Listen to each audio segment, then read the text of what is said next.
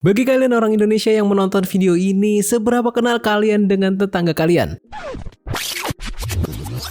Bukan tetangga sebelah rumah kalian, tapi tetangga negara kita Indonesia, yaitu negara Singapura. Apakah kalian tahu walaupun diapit oleh negara mayoritas penduduk Islam, tapi Islam bukan agama mayoritas loh di Singapura? Ya walaupun parah sih kalau kalian juga nggak kenal dengan tetangga di sebelah rumah kalian, tapi mungkin akan parah juga kalau kita nggak mengenali negara tetangga Singapura ini. Jadi mari kita cari tahu seberapa kenal kita dengan negeri singa ini. Apakah kalian tahu kalau Singapura ternyata memiliki banyak pulau? Sepertinya kebanyakan dari kalian pasti cuma mengetahui Singapura adalah negara dengan satu pulau aja. Padahal ternyata Singapura memiliki 63 pulau dengan luas wilayah daratan total 704 km persegi. Dan dengan pulau terbesarnya yaitu Pulau Ujong atau yang biasa disebut dengan Pulau Singapura sebagai pulau utama pusat negara ini. Singapura juga memiliki pulau hantu, di mana pulau ini terkenal juga menjadi destinasi wisata yang unik. Disebut pulau hantu karena jika air laut dalam kondisi surut, pulau ini akan menjadi satu pulau yang menyatu. Tapi jika air laut dalam kondisi pasang, pulau ini akan terbelah menjadi dua bagian, yaitu pulau hantu besar dan pulau hantu kecil. Jadi kalau nanti kita jalan-jalan ke Singapura, coba juga kunjungi berbagai pulau yang ada di sana ya. Kenapa Singapura disebut negeri singa? Legenda tentang berdirinya Singapura mengatakan bahwa pada abad ke-13 ada seorang pangeran dari Sriwijaya yang bernama Sang Nila Utama atau Sri Tribuana yang mengalami kecelakaan kapal di pulau tersebut. Di sana dikisahkan bahwa pangeran tersebut melihat singa untuk pertama kali dalam hidupnya dan memberikan kisah awal mula nama Singapura yang berarti kota singa. Tapi benar atau enggaknya cerita itu juga masih diragukan karena Singapura nggak pernah memiliki sejarah keberadaan singa. Mungkin yang dilihat pangeran tersebut sebetulnya adalah harimau. Lalu sekitar 300 tahun berikutnya, Singapura sering berganti penguasa antara Kekaisaran Majapahit yang berbasis di Jawa dan Kerajaan Ayutthaya di Siam atau yang sekarang menjadi Thailand. Pada abad ke-16, Singapura menjadi pusat perdagangan penting untuk Kesultanan Johor yang berpusat di ujung selatan Semenanjung Melayu. Namun pada tahun 1613, bajak laut Portugis membakar kota itu hingga habis dan Singapura nggak diperhatikan oleh dunia selama 200 tahun. Hingga pada tahun 1819, Stamford Raffles, seorang penjelajah asal Inggris, mendirikan kota modern Singapura sebagai pos perdagangan Inggris di Asia Tenggara. Singapura kemudian dijadikan koloni mahkota Inggris pada tahun 1867. Apakah kalian tahu seberapa padat Singapura? Negara yang memiliki luas daratan hanya berbeda 100 km persegi lebih besar dari kota Jakarta ini ternyata menjadi negara ASEAN terpadat loh. Populasinya mencapai 5.354.000 jiwa dengan kepadatan lebih dari 7.000 orang per kilometer persegi. Ini adalah fakta bahwa negara ini adalah negara terpadat ketiga di dunia setelah wilayah Macau di Cina dan Monaco. Kira-kira walaupun sepadat itu, apakah Singapura semacet Jakarta ya? Apakah kalian tahu apa agama mayoritas di Singapura? Mungkin kalian pikir karena Indonesia dan Malaysia adalah negara yang mayoritas agamanya adalah agama Islam dan Indonesia dan Malaysia juga mengapit negara mungil ini menjadikan Islam adalah agama mayoritas di negara Singapura. Ternyata jawabannya gak seperti itu. Mayoritas agama di Singapura ternyata adalah Buddha. Sekitar 43% dari populasi masyarakat Singapura ternyata adalah penganut agama Buddha. Penganut agama Muslim di Singapura sekitar hampir 15%, lalu hampir 10%-nya adalah penganut agama Kristen. 8,5% adalah penganut Tao, 5% Katolik dan 4% Hindu. Lalu sekitar 15% penduduk Singapura tidak memiliki preferensi agama. Agama Buddha pertama kali masuk ke Singapura melalui para imigran Tionghoa dan India pada abad ke-19.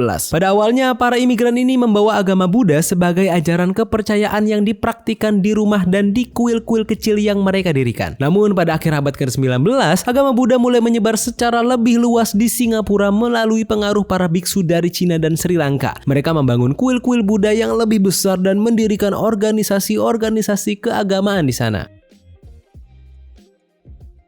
Apakah Singapura macet seperti keseharian kalian? Walaupun Singapura nggak memiliki daerah seluas Indonesia, bahkan hanya berbeda sedikit dengan luas kota Jakarta, tapi memiliki jumlah penduduk yang begitu banyak, Singapura justru berhasil menjadi negara yang nggak membuat kalian merasakan macet. Hal ini karena di Singapura nggak semurah dan nggak semudah itu bagi kalian untuk memiliki kendaraan pribadi. Negara ini membatasi penggunaan kendaraan pribadi dengan sistem Certificate of Entitlement atau COE. COE adalah sebuah sistem yang diperkenalkan oleh pemerintah Singapura pada tahun 1990 untuk mengatur jumlah kendaraan bermotor di jalan raya dan mengurangi kemacetan lalu lintas. COE adalah sebuah lisensi yang diberikan kepada pemilik kendaraan untuk memungkinkan mereka menggunakan kendaraan bermotor di Singapura selama periode 10 tahun. COE nggak murah loh. Bahkan kalau permintaan sedang tinggi, biaya COE bisa melebihi harga kendaraan itu sendiri. Hal ini dilakukan karena pemerintah Singapura menyadari kalau daerah daratan mereka yang nggak begitu besar udah pasti nggak akan mungkin diisi oleh jumlah kendaraan pribadi yang banyak banget. Dan hal inilah yang membuat negara Singapura nggak semacet kota kalian. Transportasi publik di Singapura juga memiliki sistem yang bagus banget, yaitu kalian bisa kemana aja menggunakan kendaraan umum. Salah satu keunggulan negara yang menjadi salah satu negara dengan sistem transportasi publik terbaik di dunia ini, yaitu terdapat 300 rute bus yang terintegrasi dengan 5 jalur kereta Mass Rapid Transit atau MRT yang memiliki total 119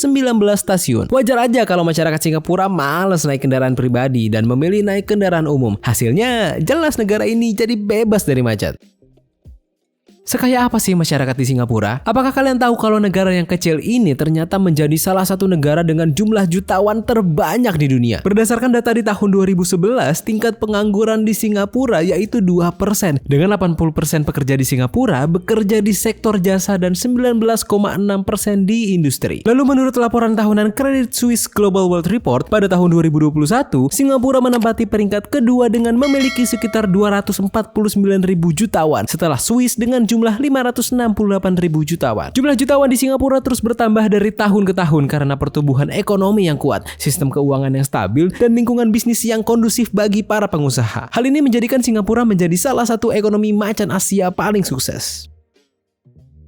Kalian gak boleh punya rumah sendiri. Blo, gimana nih Blo? Udah ada niatan nikah belum Blo? Bagi kalian yang jomblo, mungkin harus pikir 2 kali kalau kalian ingin tinggal di Singapura. Kenapa? Karena ternyata bagi kalian yang belum menikah, kalian gak bisa membeli apartemen ataupun rumah di Singapura. Unik ya peraturan ini. Hal ini karena keterbatasan lahan di Singapura dan padatnya penduduk Singapura membuat Singapura mengharuskan mengetatkan peraturan kepemilikan rumah. Tapi kalau kalian memang belum berhasil mendapatkan pasangan hidup kalian, ada beberapa pilihan bagi kalian untuk tinggal di Singapura. Yang pertama, kalian bisa menyewa rumah atau apartemen. Yang kedua, kalian bisa tinggal bersama dengan keluarga kalian seperti orang tua atau keluarga lainnya. Yang ketiga, kalian bisa tinggal dengan orang lain. Ya, itu pun kalau mereka nerima kalian tinggal di rumahnya ya. Harga properti di Singapura pun memang pada dasarnya nggak semurah itu. Hal ini juga menjadi salah satu program pemerintah untuk memanfaatkan luas daratan yang mereka miliki berfungsi sebaik mungkin. Lalu bagi kalian yang udah menikah dan berhasil membeli rumah pribadi, tapi ternyata perjalanan cinta yang kalian harapkan indah sampai tutup usia ternyata harus kandas di tengah jalan alias bercerai, pemerintah Singapura mewajibkan kalian untuk menjual properti yang kalian beli bersama pasangan kalian. Jadi sabar ya Bro, walaupun kalian sukses jadi jutawan di negeri singa ini, tapi tetap aja kalian belum tentu bisa punya rumah sendiri. Itu artinya semalah mahalnya tempat tinggal, tetap lebih mahal tempat untuk bersandar.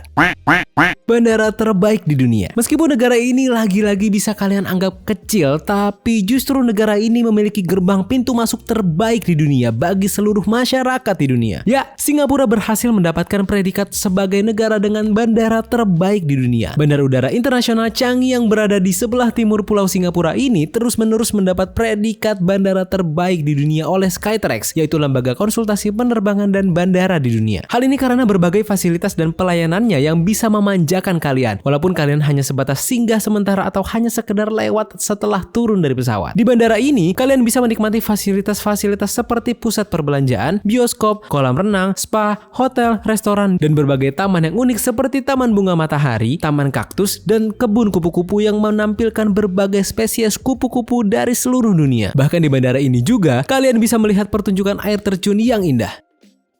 Nah, itu dia berbagai hal tentang negara Singapura. Kira-kira hal apa yang kalian baru tahu dari negara tetangga Indonesia ini? Terima kasih banyak sudah menonton video kali ini. Kira-kira negara apa lagi nih yang menarik untuk kita bahas? Komentar di bawah, oke? Jika kalian suka, klik like dan share sebanyak-banyaknya video ini dan subscribe supaya kalian tambah pintar. Jangan lupa klik tombol lonceng untuk video terbaru lainnya. Terus belajar, tetap produktif, dan tetap semangat. Ferdian pamit. Jumpa lagi kita di video lainnya.